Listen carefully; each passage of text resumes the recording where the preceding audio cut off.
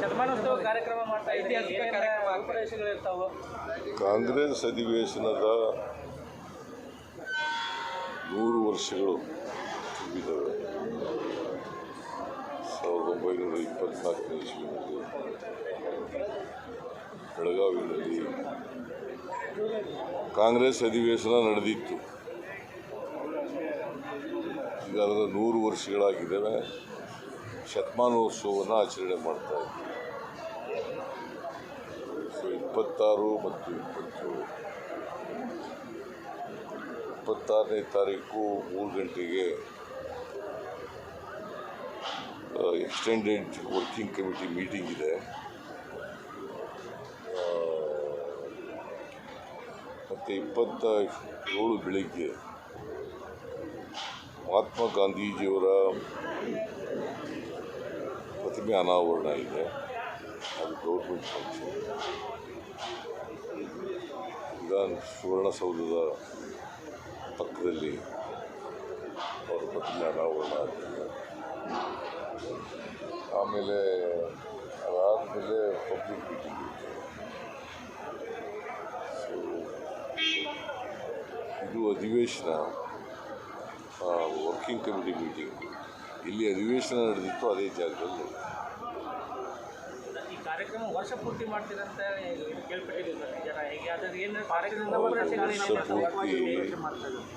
ಗಾಂಧೀಜಿಯವರ ವಿಚಾರವಾಗಿ ವರ್ಷ ಪೂರ್ತಿ ಕಾರ್ಯಕ್ರಮ ಹಮ್ಮಿಕೊಂಡಿದ್ದೀವಿ. ಅದನ್ನು ಎಲ್ಲ ರಾಜ್ಯದ ತುಂಬೆಲ್ಲ ಆಚರಣೆ ಮಾಡ್ತೀವಿ. ಮುನಿರತ್ನ ಪ್ರಕರಣದಲ್ಲಿ ಸರ್ ಮತ್ತೆ ಆರೋಪಿಗಳು ಯಾರು ಕಾಂಗ್ರೆಸ್ನವರು ಅಂತೇಳಿ ಅವರು ಆರೋಪ ಮಾಡ್ತಾ ಇದ್ದಾರೆ. ಸಾಕು, ನೀವು ಕೇಳಿದ್ದು ಈಗ ಅವರು ಮುನಿರತ್ನ ಪ್ರಕರಣದಲ್ಲಿ ಮೊಟ್ಟೆ ಎಸೆತ ಪ್ರಕರಣದಲ್ಲಿ ಸರ್ ಮೊನ್ನೆ ಶಾಸಕ ಮುನಿರತ್ನ ಪ್ರಕರಣದಲ್ಲಿ ಮೊಟ್ಟೆ ಹೋಗಿದವರು ಕಾಂಗ್ರೆಸ್ ಕಾರ್ಯಕರ್ತರು ಅಂತೇಳಿ ಅವರು ಆರೋಪ ಮಾಡ್ತಾ ಇದ್ದಾರೆ ಸರ್. ಗೊತ್ತಿಲ್ಲ ನನಗೆ. ಈಗ ಮೊಟ್ಟೆ ಎಸ್ತಿದ್ದಾರೆ ಅಂತ ಗೊತ್ತಿದೆ, ಯಾರು ಅಂತ ಗೊತ್ತಿಲ್ಲ. ಇಬ್ಬರು ಮೊಟ್ಟೆ ಎಸ್ತಿದ್ದಾರೆ ಅಂತ ನನಗಿರ್ತಕ್ಕಂಥ ಮಾಹಿತಿ. ಅವರು ಯಾವ ಪಾರ್ಟಿಗೆ ಸೇರಿದ್ದಾರೆ ಗೊತ್ತಿಲ್ಲ. ಪಾರ್ಟಿ ಸೇರಿದಾರ, ಪಾರ್ಟಿ ಅಲ್ಲದೆ ಇರೋರ ಅಂತ ಪೊಲೀಸ್ನವ್ರು ತನಿಖೆ ಕಾಂಗ್ರೆಸ್ನವರು ಗಾಂಧೀಜಿ ಹೆಸರನ್ನ ದುರುಪಯೋಗ ಮಾಡ್ತಾ ಇದ್ದಾರೆ ಅಂತ ಹೇಳ್ತಾರೆ. ನಕಲಿ ಗಾಂಧಿಗಳು ಸೇರ್ಕೊಂಡು ಗಾಂಧಿಗಳು ಇದೆ ಅಂತಿದ್ದಾರೆ. ಅವ್ರಿಗೆ ಗಾಂಧೀಜಿಯವರಿಗೆ ಗೊತ್ತಿಲ್ಲ, ವಿರೋಧ ಪಕ್ಷ ಮಹಾತ್ಮ ಗಾಂಧೀಜಿಯವರಿಗೆ ಗೊತ್ತಿಲ್ಲ. ಅವ್ರ ಹೆಸರನ್ನ ದುರುಪಯೋಗ ಮಾಡ್ತಿದ್ದೀರಂತ. ಯಾರು ಗಾಂಧೀಜಿ ಹೆಸರನ್ನ ಆರೋಪ ಮಾಡ್ತಾ ಇದ್ದಾರೆ. ಯಾರಿಗೆ ಗಾಂಧೀಜಿ ಮಹಾತ್ಮ ಗಾಂಧೀಜಿ ಗೊತ್ತಿಲ್ಲವೋ ಅವರು ಈ ಥರ ಮಾತಾಡ್ತಾರೆ. ಗಾಂಧೀಜಿ ಬಗ್ಗೆ ಗೌರವ ಇಲ್ಲ. ಈ ದೇಶಕ್ಕೆ ಸ್ವಾತಂತ್ರ್ಯ ತಂದುಕೊಟ್ಟವರು, ಅವ್ರ ಬಗ್ಗೆ ಗೊತ್ತಿದ್ದವರು ಇವರೆಲ್ಲ ಮಾತಾಡ್ತಾರೆ.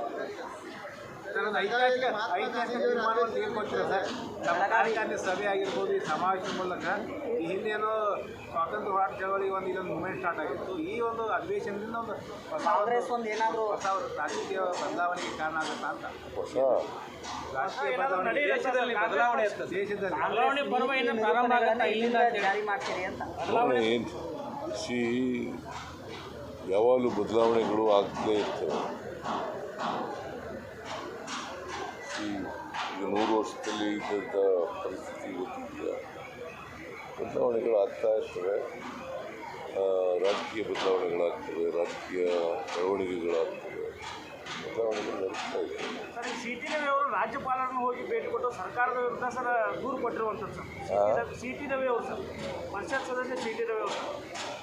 ಸಿ.ಟಿ. ರವಿ ಅವರು ಅವ್ರ ತಪ್ಪನ್ನು ಮುಚ್ಕೊಳ್ಳಿಕ್ಕೋಸ್ಕರವಾಗಿ ಏನೆಲ್ಲ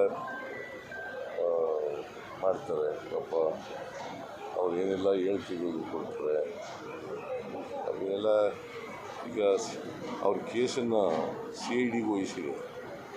CID ಅವರು ತನಿಖೆ ಮಾಡಲಿ, ಅದ್ರ ಮೇಲೆ ರಿಪೋರ್ಟ್ ಕೊಡಬೇಕು. ಸರ್, ಸರ್ಕಾರ ಎಲ್ಲೋ ಗುಬ್ಬಿ ಮೇಲೆ ಬ್ರಹ್ಮಾಸ್ತ್ರ ಪ್ರಯೋಗ ಮಾಡ್ತಾ ಅಂತ ಹೇಳಿ ಸರ್, ಒಬ್ಬ PSI CPI ಅವ್ರನ್ನ ಅಮಾನತ್ ಮಾಡಿರುವಂಥದ್ದು ಸರ್. ಖಾನಾಪುರ ಇನ್ಸ್ಪೆಕ್ಟರ್ನ ಅಮಾನತ್ ಮಾಡಿರ್ತಕ್ಕಂಥದ್ದು ಇವತ್ತು ಅಮಾನತ್ ಮಾಡಿರುವಂಥದ್ದು ಸರ್. ಪೊಲೀಸ್ ಠಾಣೆ ಒಳಗೆ ವಿರೋಧ ಪಕ್ಷದವರು ಬಿಟ್ಟರು ಅನ್ನುವಂಥ ಕಾರಣಕ್ಕಾಗಿ ಅಮಾನತ್ ಮಾಡಿದ್ದೇವೆ ಅಲ್ವಾ? ಕಾರಣಕ್ಕಲ್ಲ, ಅವರು ಪೊಲೀಸ್ ಸ್ಟೇಷನ್ನಲ್ಲಿ BJP ಅವ್ರನ್ನ ಪಾರ್ಟಿ ಮೀಟಿಂಗ್ ಮಾಡಲಿಕ್ಕೆ ಅವಕಾಶ ಮಾಡಿಕೊಡ್ತಿದ್ರು. ಅದಕ್ಕೋಸ್ಕರ ಅಮಾನತು ಮಾಡಿದ್ರು. ಮೇಲೆ ಶಿಸ್ತಿನ ಕ್ರಮ ತಗೊಂಡಿರೋದು. ಬಿಟ್ಟುಬಿಟ್ರು ಅನ್ನೋ ಕಾರಣಕ್ಕೋಸ್ಕರ ಈಗ ಪೊಲೀಸ್ ಸ್ಟೇಷನ್ನಲ್ಲಿ ಬಿ ಜೆ ಪಿಯವ್ರು ಬಂದು ಮೀಟಿಂಗ್ ಮಾಡ್ಬೋದಾ? ಕಮಿಷನರು DCP ಅವರು ಅಲ್ಲೇ ಇದ್ರು ಸರ್. ನಾನು ಹೊರಗಡೆ ಕಳಿಸ್ಬಿಟ್ಟಿದ್ರು ಅವ್ರನ್ನ. ಪೊಲೀಸ್ ಇನ್ಸ್ಪೆಕ್ಟ್ರು ಮೀಟಿಂಗ್ ಮಾಡಲಿಕ್ಕೆ ಅವಕಾಶ ಮಾಡಿಕೊಟ್ರೆ ಅವ್ರು ಹೊರಗಡೆ ಬಂದ್ಬಿಟ್ರು.